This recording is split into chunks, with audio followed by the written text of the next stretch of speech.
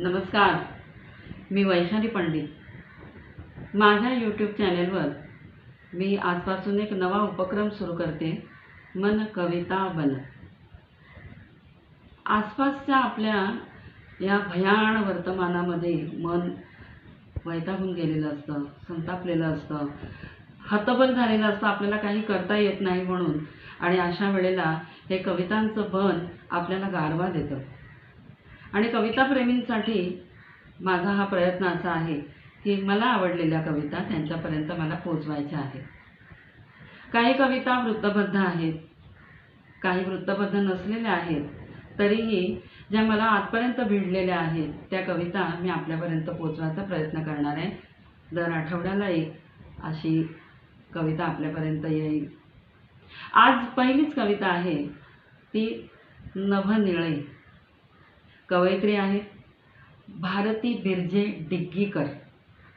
हे नाव फारसं माहीत नसलं तरी जे कविता प्रेमी आहेत आणि वृत्तबद्ध कवितांचे चाहते आहेत त्यांना मात्र भारती बिर्जे हे नाव पक्क माहीत आहे। आणि नभनिळे ही त्यांची कविता अतिशय गाजलेली कविता होती।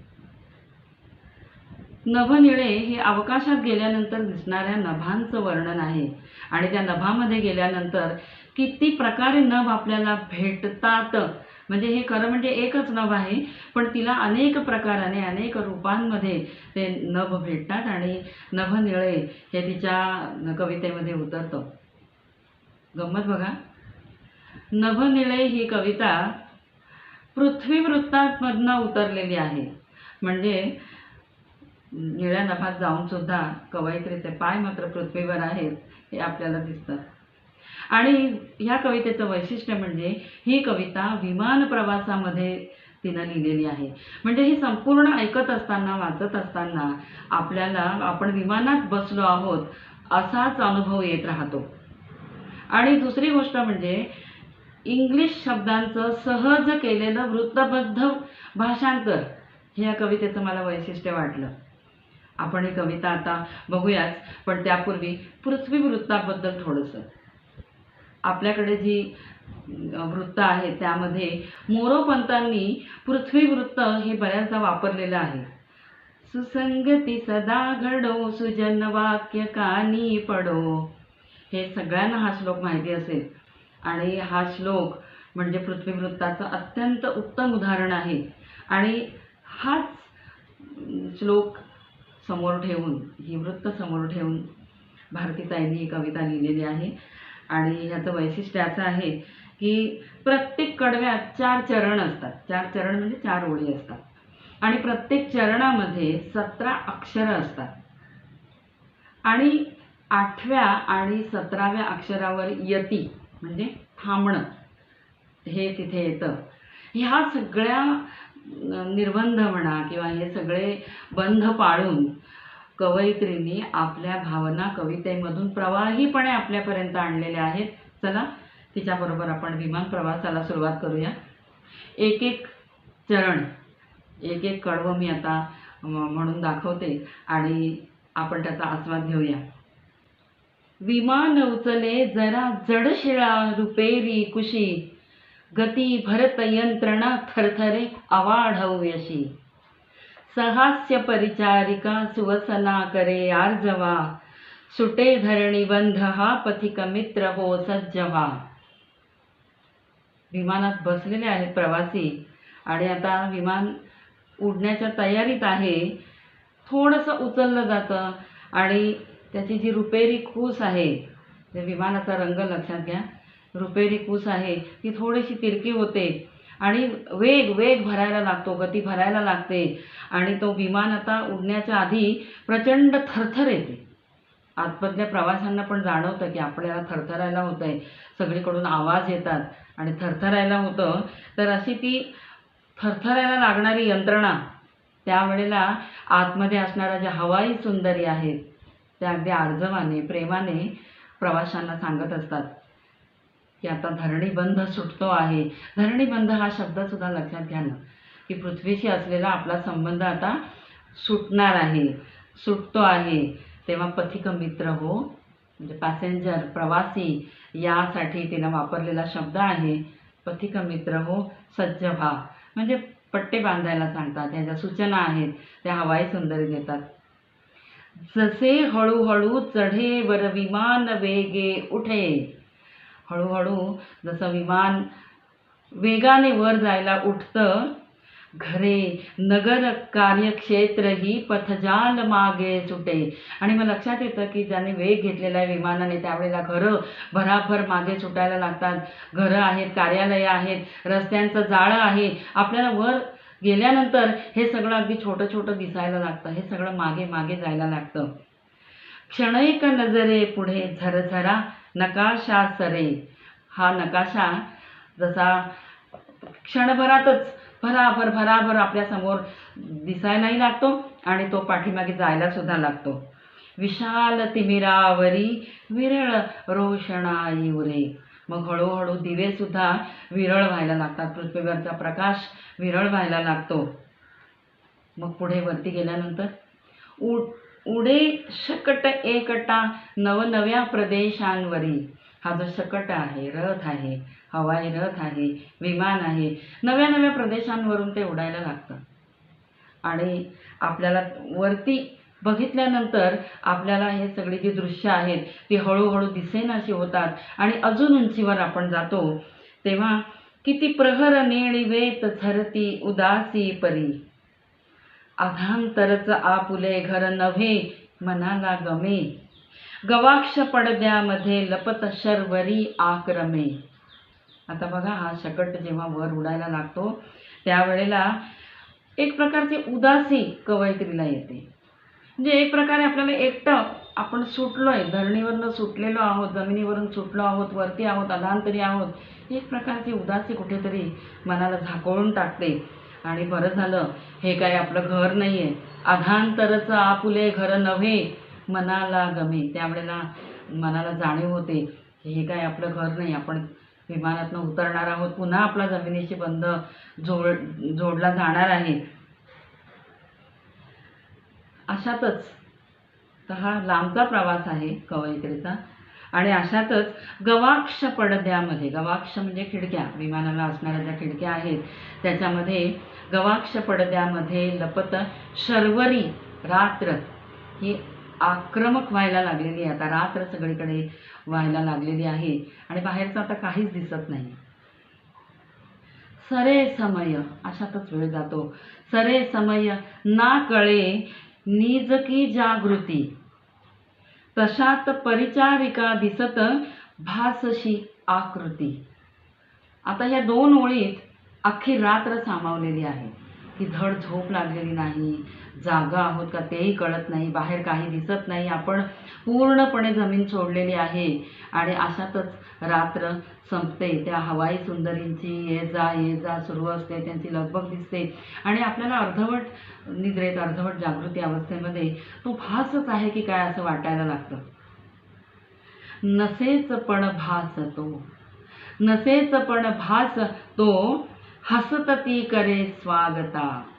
आता सकाळ झालेली आहे आणि विमान आता उजेडाच्या प्रदेशात आलेलं आहे, सकाळ झालेली आहे. आता हसत हसत ती स्वागत करते प्रवाशांचं.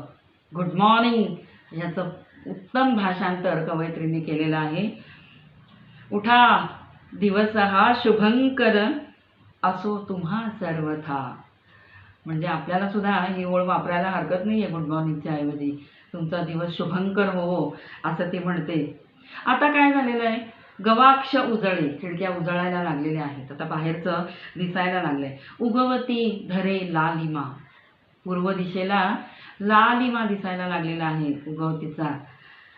अपार नभ पोकळीत झळके नवा नीलिमा. तर सगळीकडे पोकळीच दिसते निळ्या नभाची आणि सगळीकडे निळा रंग हा जो नीलिमा आहे तो आपल्याला दिसतो. कुठे पुसट पुंजके ढग जसे वाहती सुखे. छोटे छोटे पुंजके दिसतात ढगांचे. आपल्याला जमिनीवर ढग मोठे दिसतात की नाही, पण वरती गेल्यानंतर ते अगदी आपल्या पायाखाली म्हणजे विमानाच्या खाली खाली असे दिसतात, पुंजके पुंजके दिसतात ढगांचे. असा दिन महोत्सवी नयन पाहती कौतुके. अशी सकाळ कौतुकाने बघायला मिळते याची अपूर्वाई कवयित्रीला वाटते. कशी सकाळ आहे ही, सगळीकडे निलिमा दिसतो आहे, आकाशातला ढगांचे पुंजके दिसत आहेत आणि उगवतीला तर लालिमा सुद्धा दिसतो आहे. आणि अजून वर गेल्यानंतर हा निलिमा जास्त जास्त वाढत गेलेला आहे आणि त्याची जी वर्णनं आहेत ती कवयित्रीने इतक्या सुंदर केलेली आहेत की या 4 ओळी, हे 4 चरण म्हणजे आपल्याला अक्षरशः जीवाला पिसं लावणार आहेत. बघा, मी वाचून दाखवते. नभात नभ गुंतले, नभ नभामध्ये लोपले. नभात नभ गुंतले, नभ नभामध्ये लोपले. नभास नभ भेटले, नभ नभावरी लोटले. निळे नितळ मोकळे, झळकते नभाचे तळे. किती सुंदर अनुप्रास अलंकार सुद्धा यामध्ये आहे, या वृत्तामध्ये. निळे नितळ मोकळे, झळकते नभाचे तळे. किती उजळ कोवळे, चमकती दिशांचे मळे. अहो, किती सुंदर हे नभ आपल्या भेटीला येते, निळे नभ या कवितेमधलं नभ. आता काय झाले, नभात नभ गुंतले म्हणजे कुठे नभ नभाला भेटलेला आहे, खेटलेला आहे, लोटलेला आहे एकमेकांवरी. म्हणजे हा निळा रंग सगळीकडे एकमेकांमध्ये सामावून गेलेला आहे. निळे नितळ मोकळे, चमकते नभाचे तळे. हे झळकते, नभाचं तळ आहे आणि निळ्या शार अशा रंगाने ते चमकायला लागले, झळकायला लागलेलं आहे. किती उजळ कोवळे, चमकती दिशांचे मळे. कोवळ आहे ना, प्रातःकाळचं निळं नभ आहे ते कोवळं आहे आणि दिशांचे मळे जणू काही फुलायला लागलेले आहेत, चमकायला लागलेले आहेत. आणि अशा वातावरणामध्ये, या निळाईमध्ये मन अक्षरशः मोहरून गेलेलं आहे, हरवून गेलेलं आहे त्या निळाईमध्ये. पुढे कवयित्री अशी म्हणते, प्रवास असती किती कुठून असे कुठे जायचे. हा तर आता प्रवास सुरूच आहे विमानाचा, पण जरी कुठे जायचंय माहिती नाही अशा प्रवासाला सुद्धा जर जायचं असेल ना, तर मला नितळ वैभवी असे क्षण सवे न्यायचे. मला असे निखळ नितळ क्षण जे मिळतात, आनंदाचे क्षण, ह्या ज्या वरच्या 4 ओळी आहेत ना, ह्या खरंच वाचताना आपल्याला सुद्धा नितळ निखळ आनंद मिळालेला आहे. आणि कवयित्री म्हणते, मला असे क्षण माझ्याबरोबर घेऊन जायचे प्रवासाला. कुठे जायचे तो प्रवास माहीत नसेल, पण त्या प्रवासात मला असे क्षण न्यायचे. नंतर ती असं म्हणते, असो कलह तलखली, गलबला जीवा भोवती. आहेच ना, वर्तमानाचा सगळा दाह आपल्यासमोर आहे. असू दे, कितीही तलखली होऊ दे, अंगाची आग आग होऊ दे, वर्तमान आपलं किती कटू असू दे, जहरी असू दे, तरी सुद्धा परंतु एकट क्षणी नभनिळे मला सोबती. अख्ख्या कवितेचा तोल या शेवटच्या ओळीनं समतोल केलेला आहे. तो तोल तोललेला आहे. उंचीवर गेलेली ओळ आहे ही. ती असं म्हणते, एकट क्षणी, ज्या वेळेला एकटं वाटेल, ज्या वेळेला प्रवासामध्ये आपल्याला आपला उदास असा मूड असेल, तर त्यावेळेला सुद्धा असे काही क्षण असतात की जे एकुलते एक असतात, की अपार आनंद मिळालेला असतो. त्या आनंदाला कुठलंही गालबोट लागलेलं नसतं. हे क्षण मला नभनिळे त्यांनी दिलेलं आहे आणि मला सोबत करणार आहेत.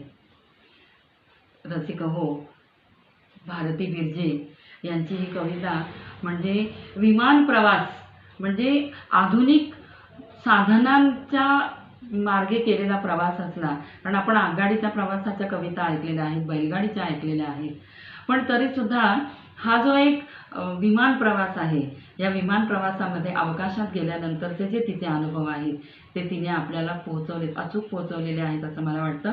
आणि मगाशी जसं म्हटलं मी की पृथ्वीवृत्तामध्ये 8व्या आणि 17व्या ओळीमध्ये यती कसं असतं, तर कविता तर तुमच्यासमोर येतेच आहे ती, पण तरीसुद्धा मी 2 त्यातली कडवी त्या चालीमध्ये म्हणून दाखवते. म्हणजे यती कुठे येतं, थांबलं कुठे जातं. विमान उचले जरा जडशिळा, रुपेरी कुशी, गती भरत यंत्रणा. इथे थांबलं, इथे यती आहे. गती भरत यंत्रणा, थरथरे अवाढव्यशी. सहास्य परिचारिका सुवसना करे आर्जवा. सुटे धरणी बंध हा पथिक मित्र हो सज्ज व्हा. जसे हळूहळू चढेवर विमान वेगे उठे. घरे नगर कार्यक्षेत्र ही पथजाल मागे सुटे. क्षणैक नजरे पुढे झरझरा नकाशा सरे. विशाल तिमिरावरी विरळ रोषणाई उरे. कविता प्रेमींना माझी विनंती आहे की ह्या व्हिडिओमध्ये दिलेली जी कविता आहे या चालीवर सगळी म्हणून बघा की नभनिळेचा जो अनुभव आहे, आनंद अनुभव आहे, हा आपल्याला स्वतःला अनुभवता येतो. हा माझा कवितेच्या रसग्रहणाचा आणि रसग्रहणाचा आनंद घेण्याचा हा प्रयत्न जर तुम्हाला आवडला असेल तर लाईक करा, शेअर करा आणि सबस्क्राईब करा. भेटत राहूया मन कविता बन या उपक्रमामध्ये. नमस्कार.